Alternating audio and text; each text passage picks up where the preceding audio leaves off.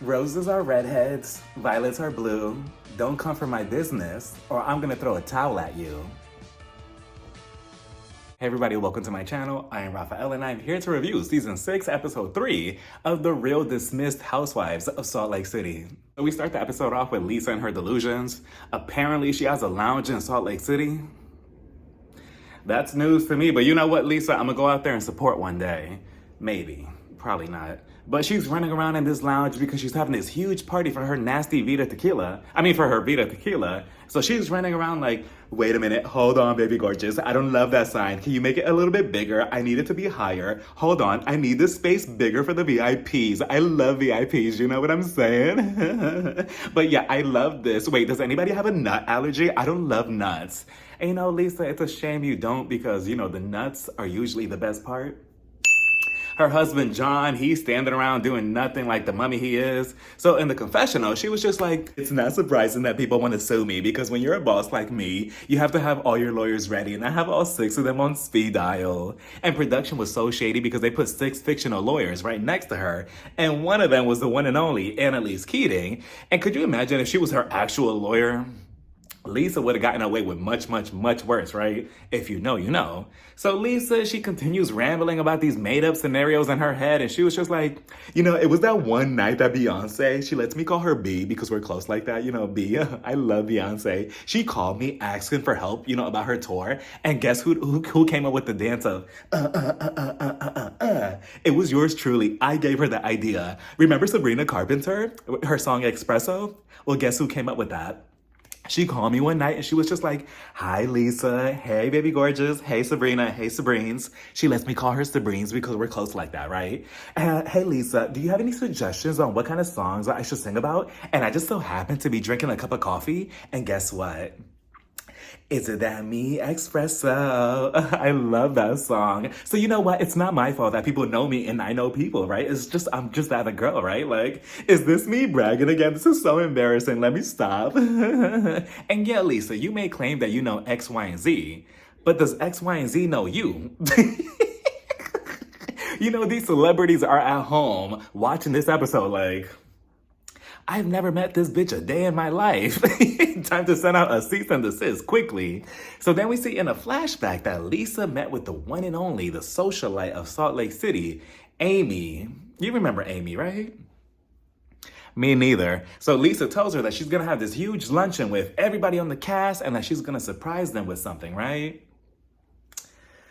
If only we knew how terrible things will soon become. Then we see Bronwyn and her husband, Angry Santa Claus, going out to lunch. She tells him, you know, I'm really going through a lot right now with both my parents moving into the house, me trying to figure out what questionable outfit am I wearing next, and me trying to figure out whether I love you or just your money. You know, it's just a lot right now. Here goes Angry Santa Claus. Huh? I thought we just came out to have lunch. Why are you talking? Look, honestly, Bronwyn, this sounds like a personal problem. I don't know what you want me to do. I'm like, Todd, we're still behaving the same grouchy way as last season, huh? You know, I would have thought he would have reflected on his behavior, watched himself, probably thought, you know what, maybe I did come off a little cold. Let me at least fake it for the cameras for next season. Let me at least, you know, give her a little pat on the back, a little hug, a little smooch here and there, you know, at least fake it for the cameras, at least for the audience to shut them up, right? But no, here we are, the same behavior as last season. Like, you know, Bronwyn, at what point is the money worth it? And on top of that, he has gout dick. You know, at what point is it worth it, right? You know, it couldn't be me. But then again, Todd does have a lot of money, right? You know, so if I was in her position, I would be like, look, Todd, you could act like this from Monday through Friday, Saturday and Sunday. That's where I draw the line. You know, I need 2 days off from your terrible behavior, but she also lets us know that her father has Alzheimer's and has been moved to a medical facility because being in the house, it just wasn't cutting it anymore. So I do feel for her in that aspect. I can only imagine what she's going through, right? Let alone her family. So then we see in a flashback that she tells Meredith this, and Meredith gives her some advice, and Meredith tells her, Well, you know what, Bronwyn? My biggest suggestion will be to keep yourself busy. When I was going through some things with my own father, I kept myself doing multiple things so that way, I wouldn't be thinking about it so much and causing myself stress. You know what I'm saying, Bronwyn? So if I was you, I would go get a hobby or, go clean out that questionable, closet of yours with those questionable outfits. You know what I'm saying, Bronwyn? So then Bronwyn also tells Todd, I really need to fix this issue with Lisa. I just cannot stand people not liking me. And Bronwyn, that is such a terrible trait to have. But, Todd, I got what he was trying to say somewhat, but then he kind of just,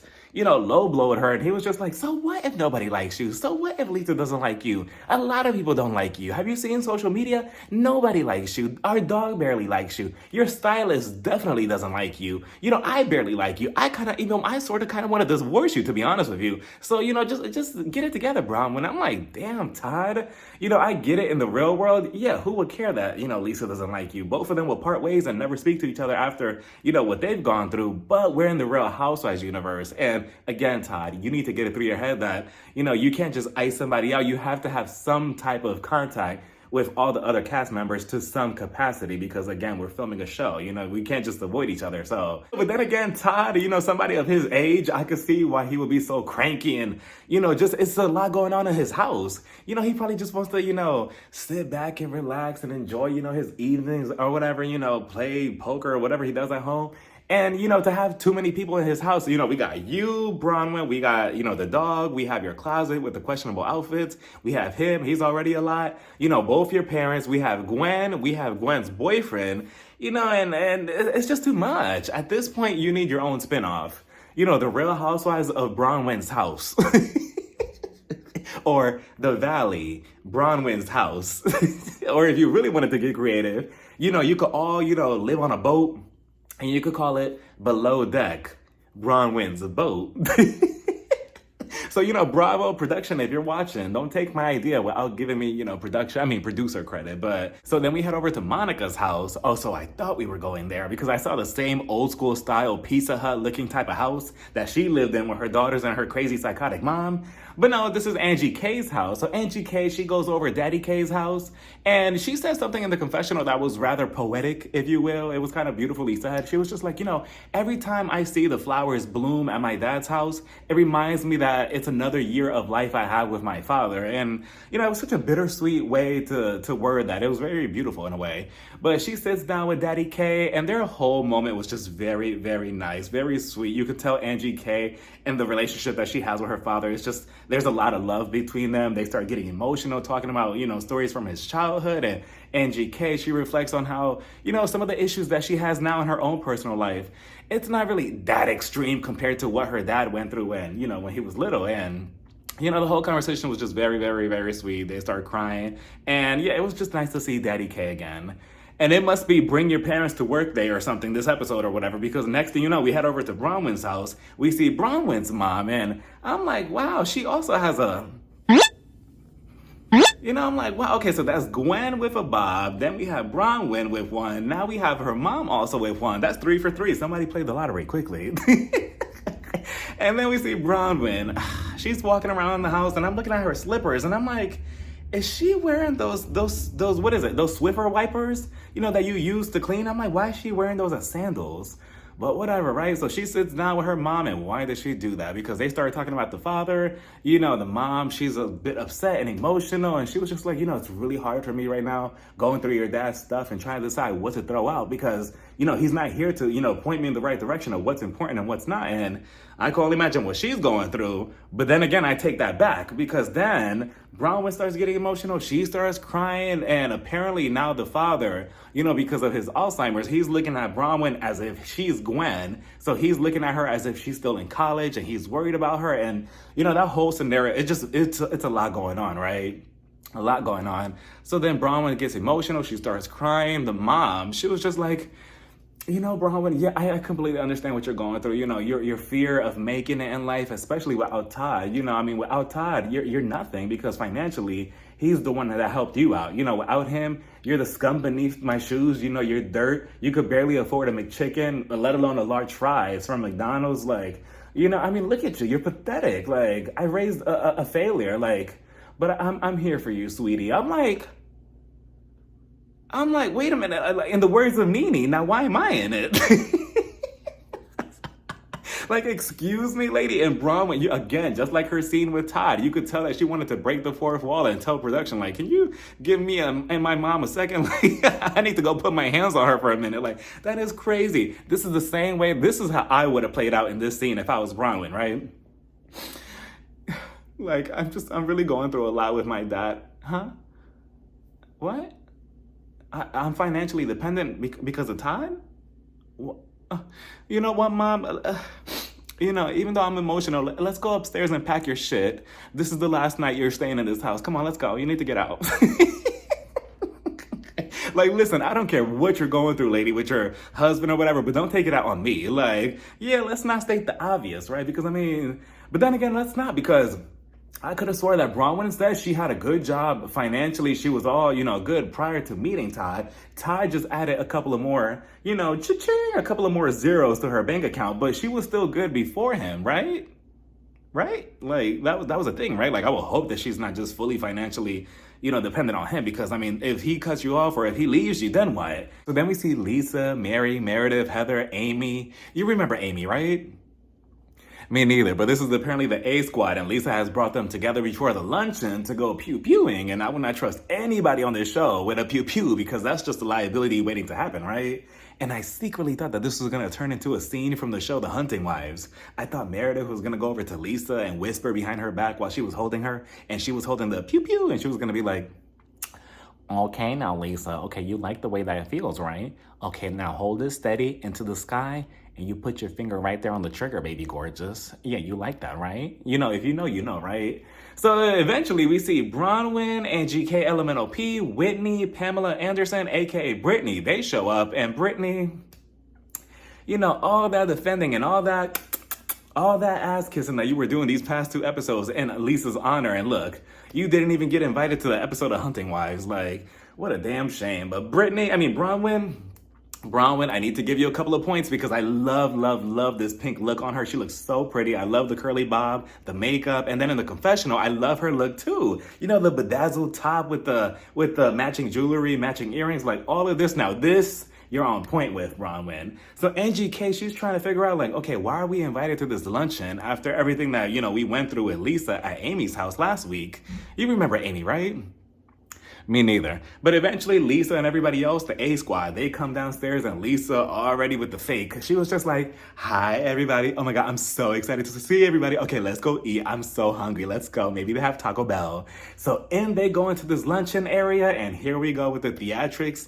Everybody starts looking around, and Lisa just stunts and shows because they start looking around. All of a sudden, they see a bunch of posters, right? And a couple of portraits of Lisa. And said posters have all of the lawsuits against Lisa with this giant red wording that says dismiss, dismiss, dismiss all around the whole entire thing.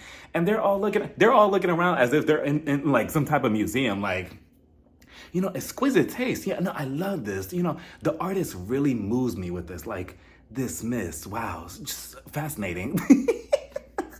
They're just touching everything like, wow, dismiss. Okay, wow, this is a nice lawsuit. Here goes Mary. Why is it so blurry? I could barely see it. And then every now and then, one of the posters has a big ass picture of Lisa just.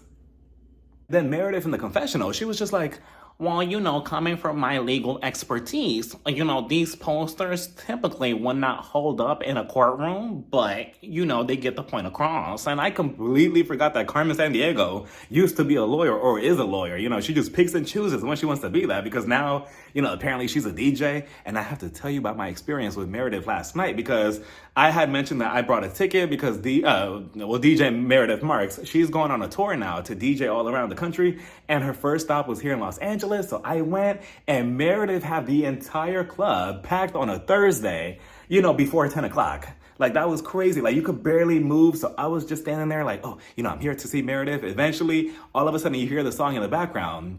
Like a club version of, what was it? The rumors, the nastiness. You want to talk about the husband? You hear that in the background, but, it's kind of like a dancing style. And I'm like, Then out comes Meredith. She looks so good. Her ponytail, her little corset top, and she has the big ass the DJ things. The ear things. So then she starts spinning and pressing buttons, and the laptop is there. I'm not really sure what she was doing, but eventually she's putting on the music. I'm dancing, and I was with it, and I'm like, wow, okay.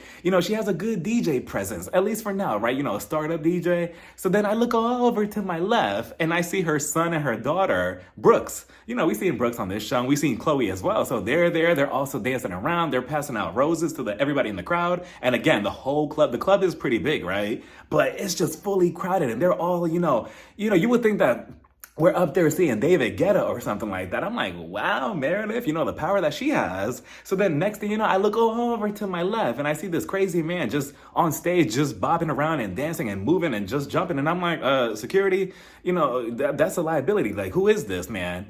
Come to find out, that's the one and only Meredith's husband, Zeph. He's up there. I'm like, oh, that's him. He was so adorable. I've said it before. I like Zeph. I think he's so charming and crazy. So then he's up there. He's dancing, his son and daughter. And, Meredith, she's just pressing buttons or doing whatever on the laptop. And he had the most energy. I mean, he was just spinning around. And you would have thought that we're out there, seeing him perform. And, me and him, we got a quick selfie because I was close to the stage at one point and he was getting off. And I was like, Zeph, can we take a selfie? And, we took a quick selfie and I'll put it up here. But yeah, Meredith, her show was really, really good. I believe she DJ'd for about maybe an hour and a half, maybe 2 hours at most. But it was a really, really fun time. And, when the lights went on, she was just sweaty, but she still looked good though. So, Meredith, I had a good time, and she's probably coming to a city near you. So I suggest you go and support. Lisa, she announces and she's like, okay, everybody. So I brought everybody for a luncheon for all, the topic is going to be all about me and all the accusations and allegations about me. I want, everybody to have clarity, and I want everybody to ask your questions, of all these lawsuits and everything. So, then we're going to have a good luncheon, right? Right. So then Angie K, she was all of us. And she was just like, Lisa, what do these posters mean? Like, what are you trying to prove here? And Lisa was just like, well, first of all, Angie K, I'm just trying to say, I'm trying to prove that I'm innocent in everything. Like, obviously, everything here says that all these lawsuits are dismissed, right? So then Whitney, she jumps in it and she was just like, Lisa, I just want to know, I brought chocolate chip cookies, by the way, and milk, just in case if the lunch was kind of yucky. But I just wanted to know, what's the point of this again? Like, what's happening with these lawsuits? And again, Lisa reassures that she's here to clarify any questions that anybody has, right? Then Bronwyn, she jumps in and she was just like, oh, okay, so you paid the people off, or these lawsuits are all fake? Bronwyn knows how to get underneath Lisa's skin so easily, and Lisa gets pissed off at that. So she was just like, first of all, Bronwyn, that's none of your fucking business. And I'm like, so you brought everybody here in their nice, couture outfits, and now all of a sudden, you're telling them that this whole luncheon is for clarity, but now it's none of anybody's business. Which one is it, Lisa? I feel like Lisa effed up because she, in her head, she thought that this was going to be a good stunt, right? Like, she was like, okay, I'm going to make all these big posters and everybody's going to show up and I'm going to, surprise them. They're all going to be shocked. It's going to be good shock value, right? But I don't think that she thought ahead and she didn't think what was going to happen after. Like, she probably thought, oh, I didn't think that it was going to get this far. And now we're here, right? So they continue going back and forth. This starts to get crazy, right? It becomes Lisa versus everybody else. And then I believe Amy, you remember Amy, right? Me neither. She decides to jump in and she was just like, guys, about that whole credit card situation, maybe the man was, a partner of Lisa and they were just sharing the money.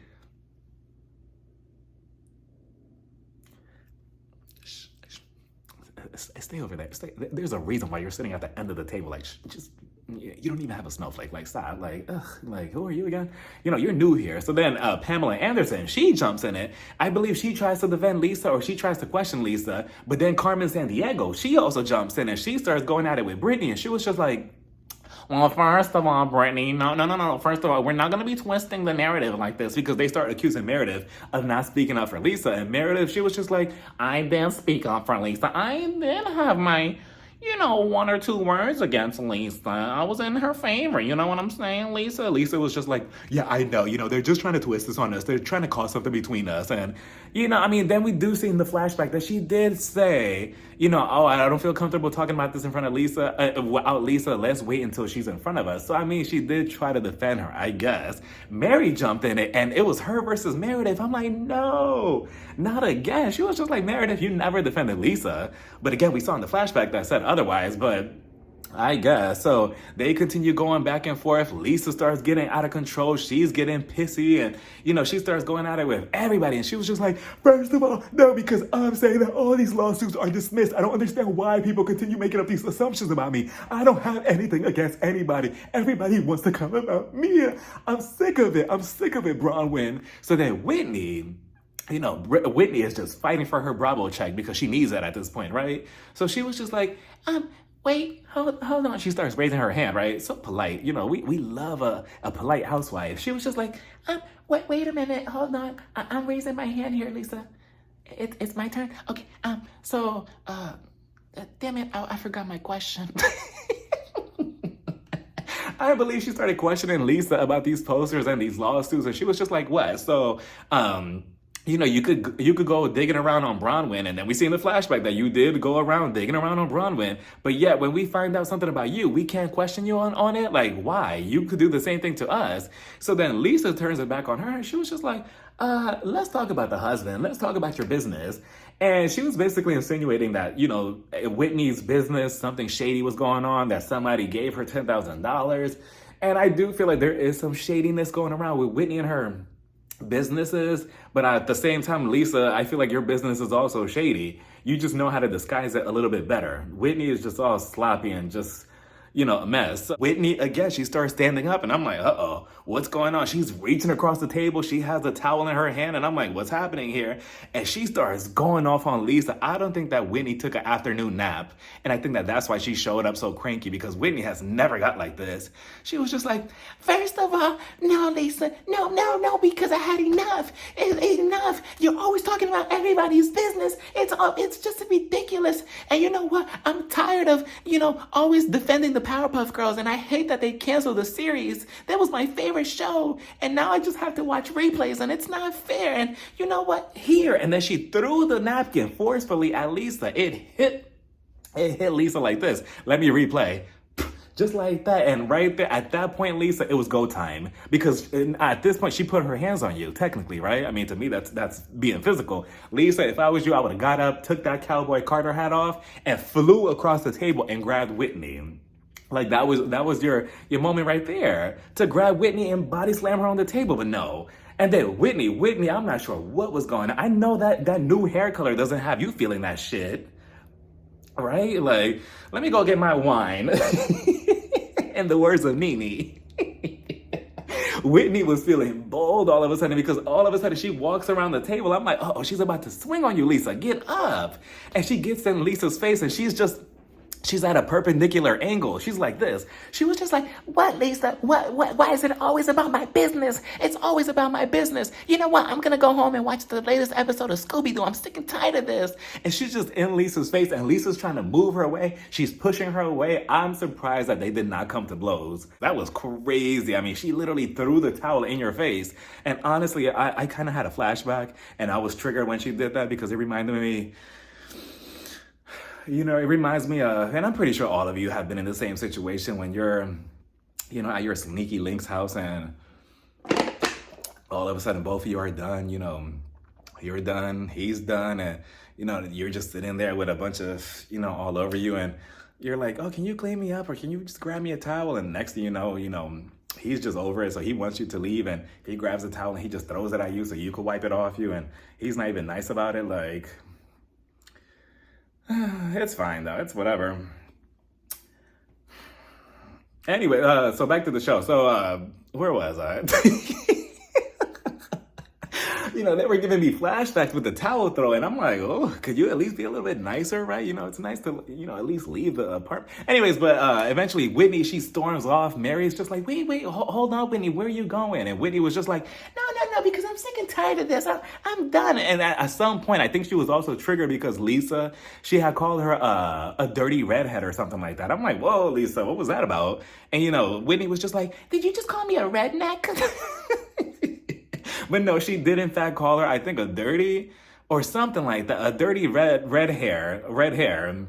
And Whitney was also triggered. I believe she put it on social media. She was triggered because also shout out to the person who left it in the comment section in my last review that Whitney dyed her hair because her daughter Bobby was getting bullied because of her hair color. You know, they have the same hair color now. So Whitney, you know, she wanted to show support in her daughter, and you know that was messed up, Lisa. If you knew that and you still decided to call her that, like that is crazy. No wonder she threw that towel. Let me know what you all thought about this whole episode down in the comments. Bye, everybody. Mwah.